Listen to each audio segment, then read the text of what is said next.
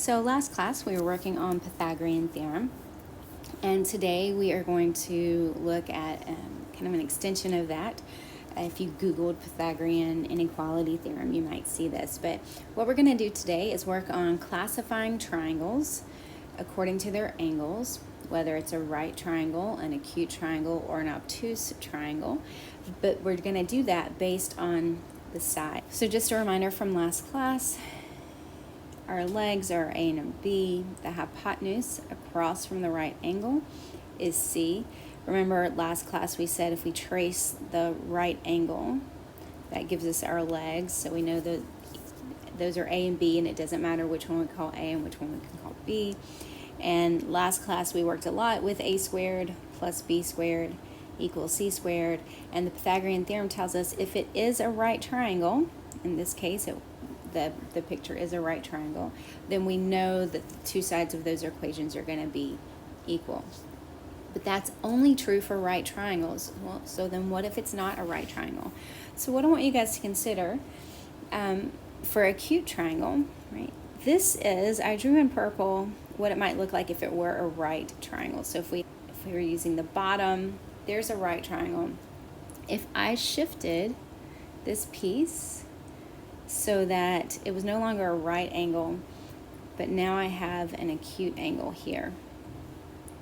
So I'm using this and this. What I want you guys to consider is that part that would have been C, right? So if we were talking about that's what C would have been, and now C is this piece. C is shorter than what it would have been if it were a right triangle.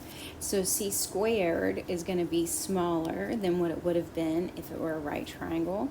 So if we look at C squared and we compare it to A squared plus B squared, then C squared would be smaller than A squared plus B squared, right? Because this C squared, or this C, got smaller when we adjusted that angle to be an acute angle.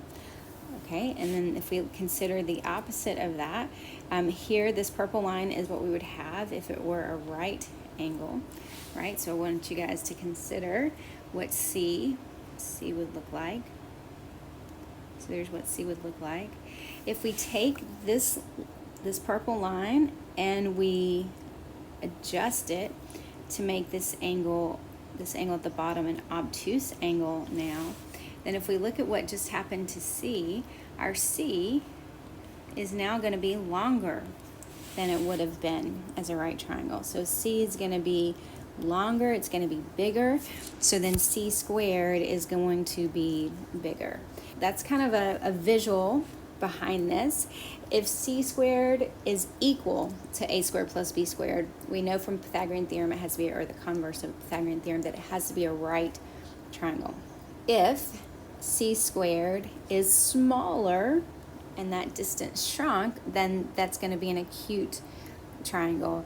And if C squared is bigger than A squared plus B squared, that's going to be an obtuse triangle. So how do we use that?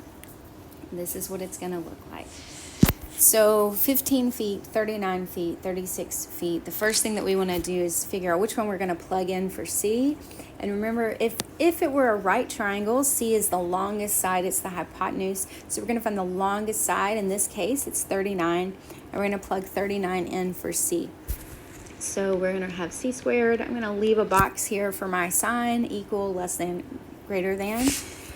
And on the other side, we have A squared plus B squared. So again, we're going to use 39 feet for C, so 39 squared. And again, it doesn't matter which leg we call, or which of the two smaller pieces we call A and B. So 15 squared plus 36 squared. And then feel free to use a calculator, right? 39 squared is 1,521. 15 squared is 225.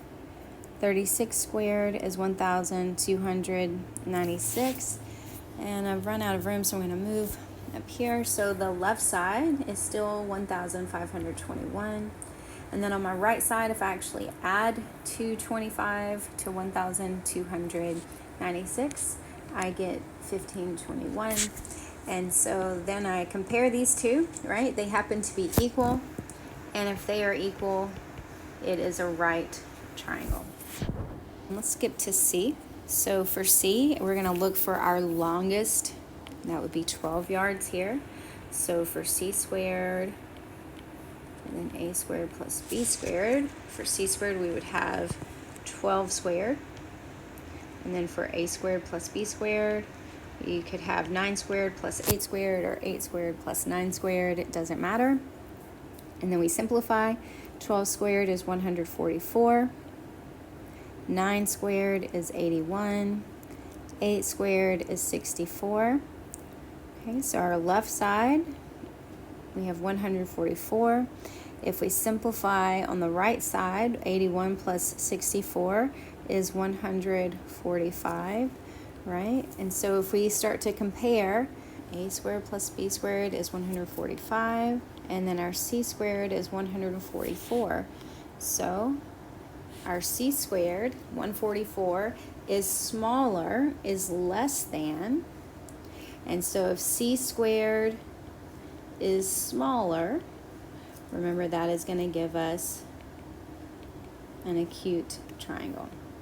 Okay, so for D, we have 4 meters, 10 meters, notice the correction on that one, and 7 meters. And so if we're looking for our longest side is 10, so C is 10, so then we would have 10 squared. Remember, it doesn't matter for 4 and 7, which one is A, which one is B, so 4 squared plus 7 squared. If you wrote 7 squared plus 4 squared, that would be fine. And then we simplify, so 10 squared is 100. 4 squared is 16, 7 squared is 49, and then our last step, if we add those together, 16 plus 49 is 65, and so then we start to compare. So C squared is 100, A squared plus B squared came out to be 65, and so if we compare the C squared, 100 is larger than 65. So if C squared is larger, so C would be larger, then we have an obtuse triangle.